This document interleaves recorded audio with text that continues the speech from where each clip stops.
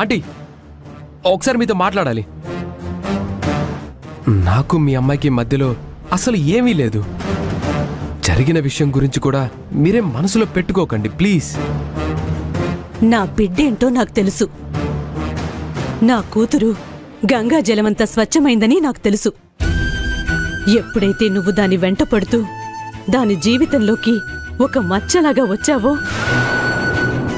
అప్పట్నుంచి మేమందరం తల దించుకోవాల్సొచ్చింది. ఆంటీ, తన మీద నాకు రెస్పెక్ట్ ఉందే తప్ప ఎలాంటి చెడు భావన లేదు. ఈ విషయం మీకు తెలియడం కోసమే నేను చెప్పాలనుకునేది. చెబితే ఎవరు వింటారు? కళ్లతో చూసిందాన్నే కదా నమ్మేది. నిన్ను నా కూతుర్ని ఒక రూంలో చూశాక మేమెంత నరకం అనుభవిస్తున్నామో అది మాకే తెలుసు. మంజు లాంటి మంచమ్మాయికి అన్ని కష్టాలే తోడవుతున్నాయి. తండ్రి చనిపోతే ఇంటి బాధ్యతను మోయాలని తప్పనిసరి పరిస్థితుల్లో తను పోలీస్ జాబ్ చేస్తుంది. ఇప్పుడు నీతో కలిసి రూంలో ఉన్న నేరానికి తన అత్త చేతుల్లో చావు దెబ్బలు తిన్నది. పెళ్లి కావలసిన అమ్మాయిని మేనత్త చేయి చేసుకున్నా కూడా నా కూతురు దెబ్బలు తిన్నదే తప్ప పల్లెత్తి ఒక్క మాట కూడా ఎదురు చెప్పలేదు. తప్పు చేయనప్పుడు తను మాత్రం ఎందుకు దెబ్బలు తినాలి? అయినా ఆవిడికేం హక్కుంటుంది కొట్టడానికి? చూడు బాబు, నీకు చేతులెత్తి నమస్కరిస్తున్నాను. ఆంటీ, నా కూతురికి నువ్వు దూరంగా ఉండు, అదే చాలు. అన్నపూర్ణ, నడు. అక్కడ మంజుకి చేయాల్సిన పనులు చాలా ఉన్నాయి. ఎందుకు ఇలాంటి వాళ్ళతో మాట్లాడ్డాం?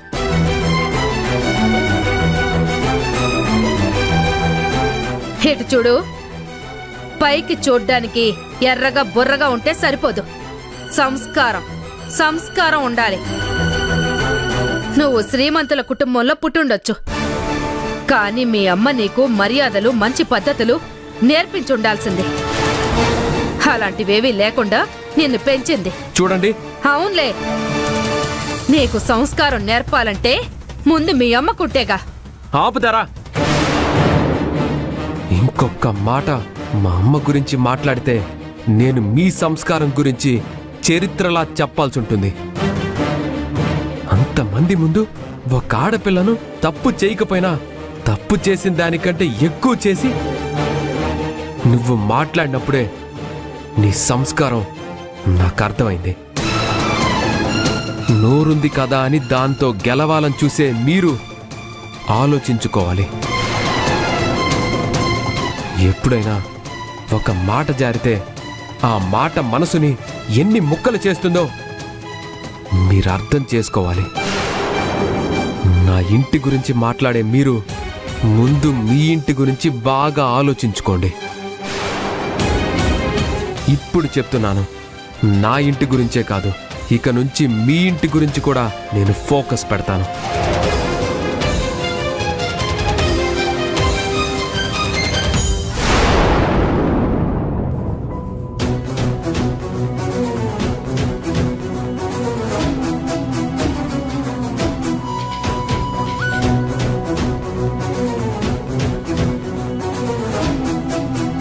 పద్నాలుగు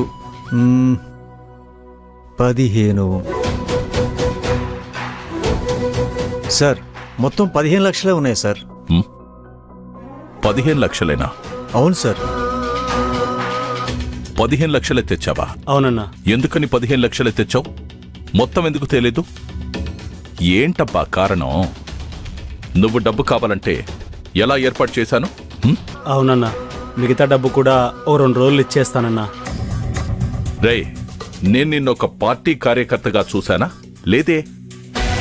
నీ పర్సనల్ ప్రాబ్లమ్స్ ని దూరం చేయడానికి నేనెప్పుడు ముందే ఉంటాను. కార్యకర్తలు నా దగ్గరికి రోజు ఇంతమంది వస్తారు. ఆ వచ్చే కార్యకర్తల్లో అన్నా బండ్లో పెట్రోల్ లేదు, ఈ పూట టిఫిన్ తినలేదు, ఇలాంటి బ్యాచ్ ఒకటి ఉంటుందిరా. వాళ్ళనెంతవరకు ఉంచాలో అంతవరకే ఉంచుతాను. సాలే. నువ్వు నా ఆత్మీయుడువని, నా కుటుంబంలో కలిసిపోయావని నేను నీకు హవాలా మార్కెట్ని పరిచయం చేశాను. నీ అవసరానికి నేనిచ్చినప్పుడు నువ్వేం చేయాలి?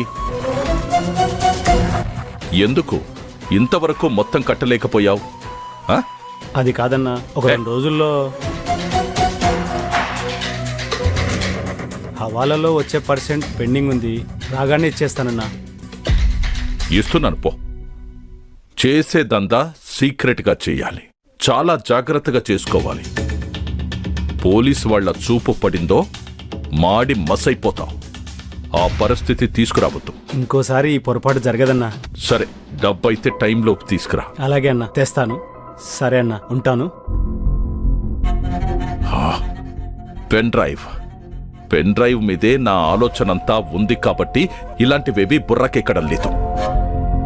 పెన్ డ్రైవ్ గురించి చెప్తున్నాను కదా, తమాషా చూసినట్టు చూస్తున్నారే తప్ప పని జరగటం లేదు. పెన్ డ్రైవ్ను వెతకండి. పెన్ డ్రైవ్ దొరకలేదో మనకు పొలిటికల్ డ్రైవింగ్ ఉండదు. ఇప్పటి వరకు చేసిన అశ్రద్ధ చాలు. ఆ కానిస్టేబుల్ మంజు ఇంటికి వెళ్ళి అడగండి. ఇవ్వలేదనుకో ఆ ఇంటిని కడగండి. ఆ కానిస్టేబుల్ మంజుకి మనమంటే భయం కలగాలి. దాంతో ఆ పెన్ డ్రైవ్ ఎక్కడున్నా తీసుకొచ్చి మనకివ్వాలి. వెంటనే ఆ పని చేయండి రా. అలాగే సార్, వదండి.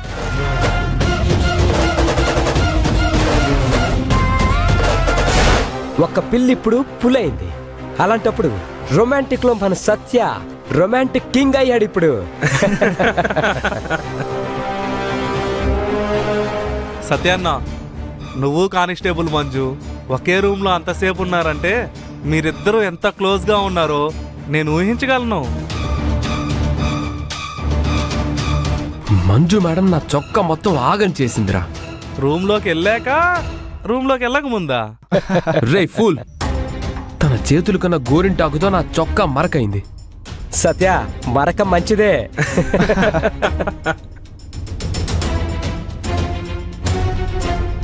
సత్యన్న, నీ అదృష్టం బాగుంది. ఒకవేళ నువ్వు గానీ ఆ మంజు మేడని పెళ్లి చేసుకుని ఉంటే 24 గంటలు సారీ సారీ సారీ అంటూ సారీలతో చంపేసేది. నేను మంజు మేడంని పెళ్లి చేసుకునేది ఈ జన్మలోనే కాదు, ఏ జన్మలోనూ జరగదు. సత్య, మంజు మేడం గురించి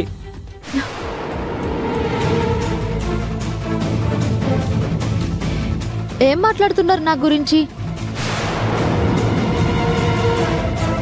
నేను మీ మధ్యన లేనప్పుడు నా టాపిక్ తీయాల్సిన అవసరం ఏముంది?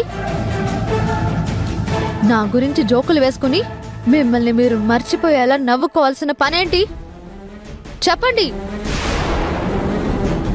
మీ మీద నాకు అంతో ఇంతో గౌరవం ఉండేది. ఇప్పుడు మీ మాటలు విన్నాక ఆ కాస్త గౌరవం కూడా మీ మీద పోయింది. ఇంతవరకు మా ఇంట్లో మేము తింటున్నామో తినడం లేదో ఆ విషయం మాకు తెలుసు. పరువు, మర్యాద, గౌరవం ఇవే మా ఇంటి పేరులో ఒంటి పేరుగా పెట్టుకుని బతుకుతున్న వాళ్ళం. నీ కారణంగా ఒక్కసారిగా వాటన్నింటికి నేను మచ్చ తీసుకొచ్చాను.